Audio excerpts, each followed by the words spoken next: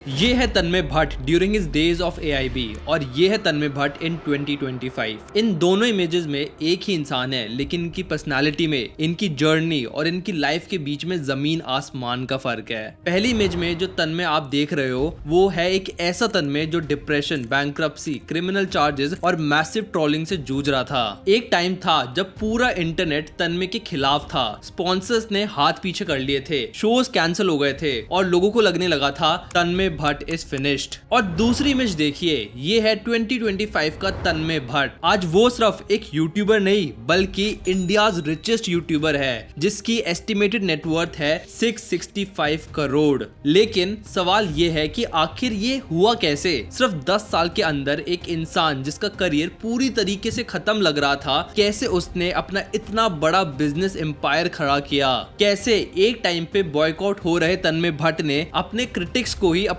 Audience बना लिया? जिस तन्मय भट्ट को लोगों ने कैंसिल कर दिया था, आज उसी तन्मय के यूट्यूब चैनल पर मिलियंस ऑफ व्यूज आ रहे हैं। और मजे की बात तो ये है कि उनके व्यूज कोई बहुत ज्यादा मेहनत करके नहीं आ रहे। उनकी ज्यादातर वीडियोस में वो बस मीम्स पर रिएक्ट करते हैं, ना कोई स्क्रिप्ट, ना कोई रिसर्च और ना ही कोई कॉम्प्लेक्स फॉर्मेट। बस मीम देखते जाओ, हंसी मजाक में रिएक्ट करो, थोड़ी बहुत एडिटेड करके अपलोड कर दो और वो video millions of views cross करती है। आज के वीडियो में हम लोग ब्रेक डाउन करेंगे ऐसी स्ट्रैटेजीज को जिसकी मदद से एक बैंकक्रप्ट कॉमेडियन ने खुद को ना सिर्फ बैंकक्रप्सी से बचाया बल्कि बन गया इंडिया का रिचेस्ट यूट्यूबर। और क्या ये जो 665 करोड़ का नंबर है जो उनकी नेटवर्थ है, सही भी है या फिर गलत, इसको भी डिस्कस करेंगे, तो वीडियो को एंड तक जरूर देखना।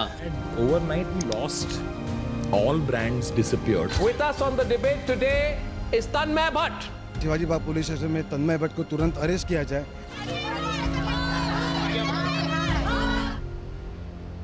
इससे पहले मैं आपको तन्मय भट्ट के सारे सोर्सेज ऑफ इनकम बताऊं, पहले एक बार तन्मय भट्ट की कहानी पर नजर डाल लेते हैं, जो कि किसी रोलर कोस्टर राइड से कम नहीं है। तन्मय भट्ट लोगों की नजर में आते हैं साल 2013 में, जब उन्होंने AIB के साथ अपनी जर्नी स्टार्ट करी थी। उस वक्त वो स्केचेस बना रहे थे, स्टैंड अप कॉमेडी कर रहे थे और कई टीवी शोज भी को राइट कर रहे थे। अपनी शार्प, विटी और बोल्ड कॉमेडी स्टाइल की वजह से तन्मय ने अपने लिए एक अलग ही फैन बेस बना लिया था। 2015 आते आते AIB एक कंप्लीट क्रिएटिव एजेंसी बन गई थी। साथ ही उनके स्केचेस काफी ज्यादा वायरल हो रहे थे और पूरी टीम इंक्लूडिंग तन्मय भट्ट को लोग काफी ज्यादा पसंद कर रहे थे। सब कुछ एकदम सही चल रहा था, तभी तन्मय भट्ट से होता है एक बहुत बड़ा ब्लंडर। 2016 में तन्मय भट्ट एक स्नैपचैट वीडियो अपलोड करते हैं जहां वो सचिन तेंदुलकर और लता मंगेशकर जी की मिमिक्री करते हैं। वीडियो में उन्होंने कुछ अब्यूजिव वर्ड्स भी यूज किए थे। बहुत से लोगों को ये चीज काफी ज्यादा खराब लगी और उन्हें सोशल मीडिया पर जमकर ट्रोल किया गया। यहाँ तक कि उनके खिलाफ एक FIR भी हो गई थी। ये कंट्रोवर्सी ठंडी पड़ी ही थी कि 2017 में तन्मय एक और वीडियो अपलोड करते हैं। इस बार उन्होंने सीधा देश के PM नरेंद्र मोदी को मॉक किया और दोबारा उनके खिलाफ एक FIR हो गई थी और पब्लिक इमेज जो उनकी थी वो भी काफी ज्यादा डैमेज हो गई थी। लेकिन सबसे बड़ा झटका तन्मय को लगता है साल 2018 के मी टू मूवमेंट के दौरान। अक्टूबर 2018 में कॉमेडियन महिमा कुकरेजा ने AIB के फ्रीलांसर उत्सव चतुर्वेदी पर हरासमेंट के चार्जेस लगाती हैं। तन्मय जो उस टाइम AIB के CEO थे, इस पर कोई भी एक्शन नहीं लेते और उत्सव के साथ काम करते रहते हैं। ये चीज भी ऑडियंस को कुछ खास पसंद नहीं आई। तन्मय भट्ट के खिलाफ इतने केसेस और हेटरेट देखकर उन्हें AIB के CEO के पद से भी हटा दिया जाता है। उसके बाद Amazon प्राइम भी उन्हें कॉमिक्स्तान के सीजन 2 के जज की पोजीशन से रिमूव कर देता है। इस पॉइंट पर तन्मय भट्ट को हर जगह से ट्रोल और बॉयकॉट किया जा रहा था। पहले भी उन्होंने ट्रोलिंग फेस करी थी, लेकिन इस बार सब कुछ ज्यादा पर्सनल और इंटेंस हो गया था। करियर रुक गया था, रेपुटेशन खत्म हो गई थी और उनकी मेंटल हेल्थ वो भी बहुत ज्यादा खराब हो गई थी। ये वो वक्त था जब तन्मय भट्ट डिप्रेशन में जा चुके थे। इस मोमेंट पर सबने तन्मय भट्ट को ना राइट ऑफ कर दिया था। सबको लग रहा था कि तन्मय भट्ट इज फिनिश्ड, उनके करियर का चैप्टर खत्म हो चुका है। इन सारी कंट्रोवर्सीज के बाद तन्मय भट्ट लगभग 1 साल तक इंटरनेट से गायब रहे, लेकिन एक चीज उन्होंने नहीं करी एंड वो था गिव अप। साल 2019 में तन्मय भट्ट वापसी करते हैं, लेकिन इस बार पुराने तन्मय तन्मय भट्ट नहीं बल्कि एक नए वर्जन के साथ। वो अपना नया यूट्यूब चैनल लॉन्च करते हैं तन्मय भट्ट, और यहाँ से शुरू होता है उनका असली कमबैक। उस वक्त इंडिया में पबजी का जो क्रेज था वो पीक पर था। तन्मय भट्ट ने इस ट्रेंड को समझा और अपने लाइव स्ट्रीम्स के थ्रू इसे कैपिटलाइज करना शुरू कर दिया और ऑडियंस से एक बार फिर से कनेक्ट करना स्टार्ट कर दिया। जैसे जैसे ऑडियंस का इंटरेस्ट बढ़ता गया, तन्मय भट्ट ने अपने चैनल पर और क्रिएटर्स को बुलाना शुरू कर दिया, जैसे कि जाकिर खान, कैरी मिनाटी, ऐसे बड़े नामों को अपने स्ट्रीम पर उन्होंने बुलाया। और इसकी वजह से जो कॉमेडी और गेमिंग का एक यूनिक मिक्स जो क्रिएट हुआ था वो काफी ज्यादा चल गया और लोगों को भी एक काफी नया कॉन्सेप्ट मिला। तन्मय भट्ट का करियर फिर से ट्रैक पर आने लगा। 2020 में वो नेटफ्लिक्स पर अपनी एक न्यू सीरीज लेकर आए, तन्मय रिएक्ट, जहां पर वो टीवी शोज और मूवीज पर रिएक्ट करते थे। ये फॉर्मेट उन्होंने अपने यूट्यूब चैनल पर भी कंटिन्यू किया, जहां वो अपने दोस्तों के साथ बैठकर मीम्स और ट्रेंडिंग वीडियोस पर रिएक्ट करने लग गए। ये फॉर्मेट इतना ज्यादा पॉपुलर हुआ कि उनके शो पर विकी कौशल और आर माधवन जैसे बड़े बॉलीवुड स्टार्स भी नजर आए। इससे तन्मय भट्ट की इमेज कंप्लीटली रिबिल्ड हो गई और वो दोबारा ऑडियंस के फेवरेट बन गए। आज Tanmay Bhat multiple types of content create कर रहे हैं, चाहे वो लाइव स्ट्रीम्स हो, मीम रिएक्शन हो, पॉडकास्ट हो या फिर लाइव शोज हो। उन्होंने अपनी इनकम सोर्सेज को काफी ज्यादा डाइवर्सिफाई कर लिया है, जिसकी वजह से वो इतनी ज्यादा मैसिव वेल्थ बिल्ड कर पाए हैं। लेकिन सिर्फ कंटेंट से ही ये सक्सेस नहीं आई। तन्मय भट्ट ने अपनी कमबैक जर्नी में कुछ स्मार्ट फाइनेंशियल और बिजनेस हैक्स यूज किए, और अब मैं तुम्हें बताने जा रहा हूँ वो 3 हैक्स जिनके थ्रू तन्मय भट्ट ने अपनी बर्बादी को सक्सेस में बदल दिया। सबसे पहला हैक जो तन्मय भट्ट ने यूज किया वो था कंटेंट रिसाइकलिंग और स्मार्ट विजिबिलिटी बिल्डिंग, एक ऐसा मॉडल जिससे वो मिनिमम एफर्ट्स में मैक्सिमम रीच निकाल लेते हैं। तन्मय आज एक्टिवली सिर्फ अपने मेन चैनल तन्मय भट्ट पर काम करते हैं, जहां वो अपनी टीम के साथ बैठकर मीम रिव्यू और रिएक्शन बेस्ड कंटेंट बनाते हैं। उनका अप्रोच सिंपल है, खुद कंटेंट बनाने की बजाय उन्होंने इंटरनेट पर ऑलरेडी वायरल मीम और ट्रेंडिंग मोमेंट्स उठाए और उसको ही अपना रॉ मटेरियल बना लिया। मतलब जहां दूसरे क्रिएटर्स अपना स्क्रिप्ट लिख रहे हैं, शूट सेटअप करने में टाइम या फिर वक्त लगाते हैं, तन्मय भट्ट वही चीज रेडीमेड लेकर अपने रिएक्शंस उस पर एक लेयर की तरह ऐड कर देता है। उनके कंटेंट का सबसे इंटरेस्टिंग पार्ट ये है कि वो एक ही लॉन्ग फॉर्म वीडियो को अलग अलग प्लेटफॉर्म पर रीअपलोड कर देते हैं। फिर चाहे वो उनके शॉर्ट्स हो, रील्स हो या फिर हाईलाइटेड क्लिप्स हो, इन सबको कट करके वो YouTube shorts, Instagram and Facebook पर चला देते हैं। ये छोटे छोटे क्लिप्स उनके कंटेंट को हर प्लेटफॉर्म पर एक नई लाइफ देते हैं और रिजल्ट हर तरफ विजिबिलिटी। तन्मय भट्ट का सेकंड चैनल अभी फिलहाल इनएक्टिव है, लेकिन उनका मेन चैनल ही इतना स्ट्रॉन्ग ब्रांड बन गया है कि वो हर महीने केवल 2 से 4 वीडियोस अपलोड करके 5 से 10 मिलियन व्यूज ले लेते हैं। इंडस्ट्री एवरेज के हिसाब से इन व्यूज से उनकी यूट्यूब एडसेंस का रेवेन्यू जो आता होगा वो रफली 20 से 30 लाख रुपए पर मंथ होगा। एड्स के अलावा तन्मय यूट्यूब मेंबरशिप से भी ठीक ठाक पैसा बना लेते हैं। तन्मय 3 टाइप की मेंबरशिप बेचते हैं। सबसे पहली है उनकी 59 रुपीज पर मंथ वाली, दूसरी है 159 रुपीज वाली और तीसरी है 799 रुपीज वाली। अब हर मेंबरशिप प्लान को कितने लोगों ने खरीदा है ये डेटा तो यार पब्लिकली अवेलेबल नहीं है, लेकिन अगर हम बेयर मिनिमम भी लेके चले, सपोज हर प्लान पर 1000 एक्टिव यूजर भी है, जो कि उनके जो टोटल सब्सक्राइबर बेस है उसके सामने कुछ भी नहीं है, बट फिर भी अगर हम 1000 भी ले ले तो इन तीनों मेंबरशिप के थ्रू वो हर महीने 10 लाख रुपए कमा रहे होंगे। मतलब कि अराउंड 20 लाख एडसेंस से और 10 लाख मेंबरशिप से, मतलब महीने के 30 लाख रुपए एंड साल के 3.6 करोड़ रुपीस। ऊपर से उनके इंस्टाग्राम पर भी 2 मिलियन है एंड यूट्यूब पर तो 4 मिलियन सब्सक्राइबर्स है ही, तो उनको ब्रांड स्पॉन्सरशिप भी मिलती है, जिसके थ्रू आराम से 5 से 6 करोड़ रुपए और कमा लेते होंगे। पर इस सबके बाद भी तन्मय भट्ट एक चीज अच्छी तरीके से समझ चुके थे कि कंटेंट कभी भी फेड हो सकता है, ट्रेंड आते जाते रहते हैं। अगर उन्हें एक लॉन्ग टर्म वेल्थ क्रिएट करनी है तो एक ही इनकम सोर्स पर डिपेंडेंट होना बहुत ज्यादा रिस्की हो सकता है। इसलिए तन्मय ने अपने AIB के दिनों का फेम और अपना क्रिएटर नेटवर्क और राइटिंग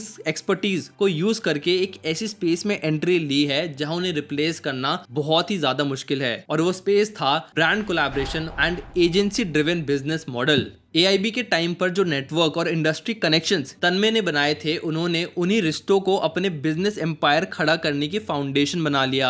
AIB के बाद जब सब कुछ रुक सा गया था, तन्मय ने वही रिलेशंस यूज करके एक नई डायरेक्शन ली, मार्केटिंग, कंसल्टिंग और ब्रांड स्ट्रैटेजी, एंड खोली अपनी खुद की कंपनी मूनशॉट। मूनशॉट एक ऐसी एजेंसी है जो बड़े बड़े ब्रांड्स के लिए एड्स लिखती है, एंड इन्होंने जोमैटो, स्विगी, क्रेड जैसे बहुत बड़े ब्रांड्स के साथ काम किया हुआ है। ऑलमोस्ट जितनी भी एड्स आप टीवी पर या फिर यूट्यूब पर देखते हो उसमें से अराउंड 80 to 9% एड्स तन्मय भट्ट की कंपनी ही लिखती है एंड यहीं से आता है उनका एक मेजर रेवेन्यू। अब एग्जैक्टली कितना रेवेन्यू आता है इसका डेटा तो कहीं भी पब्लिकली अवेलेबल नहीं है, बट आई कैन इजीली से कि पर मंथ उनका अच्छा खासा करोड़ों में रेवेन्यू आता होगा एंड यहीं से तन्मय भट्ट की जो नेटवर्थ है उनका भी एक बड़ा हिस्सा आता है। तन्मय भट्ट ने कॉर्पोरेट वर्ल्ड को समझा और अपने humour and story telling skills को बिजनेस की लैंग्वेज में कन्वर्ट कर दिया। आज के मार्केटिंग वर्ल्ड में अटेंशन सबसे महंगा रिसोर्स है और तन्मय जानते थे कि ऑडियंस को एंगेज कैसे करना है। इसी स्किल के बल पर उन्होंने बड़ी कंपनीज के लिए क्रिएटिव कैंपेन्स लिखने शुरू कर दिए। तुमने फेमस राहुल द्रविड़ का ये वाला एड तो जरूर देखा होगा या फिर रवि शास्त्री का ये वाला एड देखा होगा। इन दोनों ही कैंपेन्स को तन्मय भट्ट की कंपनी मूनशॉट ने लिखा है और ये काफी ज्यादा वायरल हुई थी।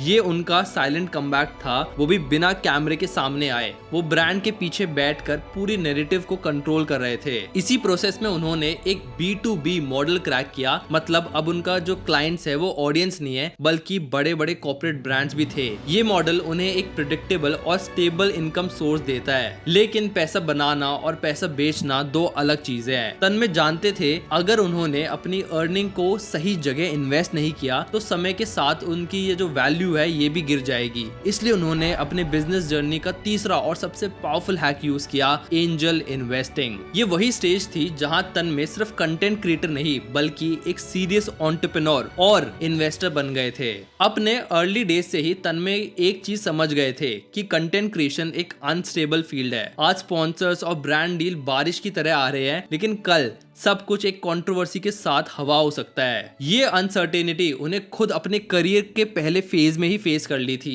जब AIB के डाउनफॉल के बाद उनका पूरा का जो पूरा इनकम स्ट्रीम था वो रुक गया था, लेकिन तन्मय ने उस एक्सपीरियंस से फाइनेंशियल स्टेबिलिटी की एक इम्पोर्टेंट बात समझ ली। इसी इंस्टेबिलिटी को टैकल करने के लिए तन्मय ने वो काम शुरू किया जो उनके लिए गेम चेंजर निकला, इन्वेस्टिंग। उन्होंने अपना पैसा और नॉलेज दोनों उन सेक्टर्स में लगाया जहां उन्हें लॉन्ग टर्म ग्रोथ और नेटवर्क दोनों मिले। तन्मय ने अर्ली स्टेज स्टार्टअप जैसे कि Alt Carbon, Cred, Super DM, Growth School और इक्विटी लिस्ट में इन्वेस्ट कर रखा है। ये इन्वेस्टमेंट सिर्फ फाइनेंशियल बेट्स नहीं बल्कि एक तरह से उनका अपना बिजनेस डाइवर्सिफिकेशन प्लान है एंड ये काफी ज्यादा सक्सेसफुल भी हुआ क्योंकि इसमें से कुछ ब्रांड्स जैसे कि क्रेड बिलियंस ऑफ डॉलर्स कमा चुके हैं and millions of dollars and करोड़ों रुपए अपने इन्वेस्टर्स को दे चुके हैं, जिनमें से एक तन्मय भट्ट भी है। इन्हीं इन्वेस्टमेंट्स के बेसिस पर कुछ रिपोर्ट्स एस्टिमेट लगाती है कि तन्मय भट्ट की नेटवर्थ 600 करोड़ से भी ज्यादा हो सकती है, लेकिन रियलिटी ये है कि उनकी जो एग्जैक्ट वेल्थ है उसका डेटा कहीं पर भी पब्लिकली अवेलेबल नहीं है। स्टार्टअप्स प्राइवेट एंटिटीज होती हैं और उनमें इन्वेस्टेड अमाउंट, शेयर होल्डिंग और वैल्यूएशन सब कुछ कॉन्फिडेंशियल होता है। फिर भी इंडस्ट्री इनसाइडर्स और पब्लिक डेटा के एनालिसिस के बेसिस पर एक रियलिस्टिक एस्टिमेशन भी लगाए तो तन्मय भट्ट की जो करंट नेटवर्थ है वो आराम से 200 से 300 करोड़ रुपए के बीच में हो सकती है। आई एम प्रिटी श्योर 600 का नंबर तो गलत होगा, बट 200 से 300 करोड़ के बीच में आराम से हो सकती है जितना वो पैसा कमा रहे हैं अपनी इन्वेस्टमेंट्स एंड अपने स्टार्टअप के थ्रू। और ये नंबर उनके content income, brand consulting business और स्टार्टअप इन्वेस्टमेंट तीनों का कंबाइन आउटकम को रिप्रेजेंट करता है। आज तन्मय भट्ट सिर्फ एक कॉमेडियन या फिर यूट्यूबर नहीं रहे, वो एक successful, smart and clever entrepreneur भी बन चुके हैं जिन्होंने कंट्रोवर्सी से निकलकर क्रिएटिविटी और कैपिटल दोनों को अपने साइड एक वेपन बना दिया है। अगर तुम तन्मय भट्ट की जर्नी देखो तो ये एक परफेक्ट एग्जांपल है कि डाउनफॉल का मतलब एंड नहीं होता।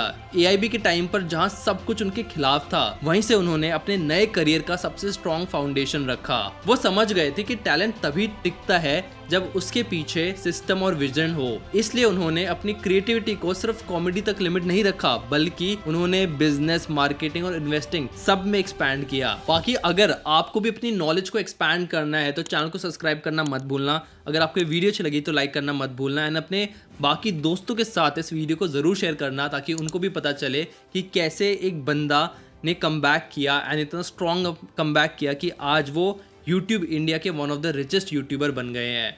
बाकी आपके क्या थॉट्स हैं मेरे को कमेंट सेक्शन में ज़रूर बताना। I will see you guys in the next video. Okay, thank you, bye.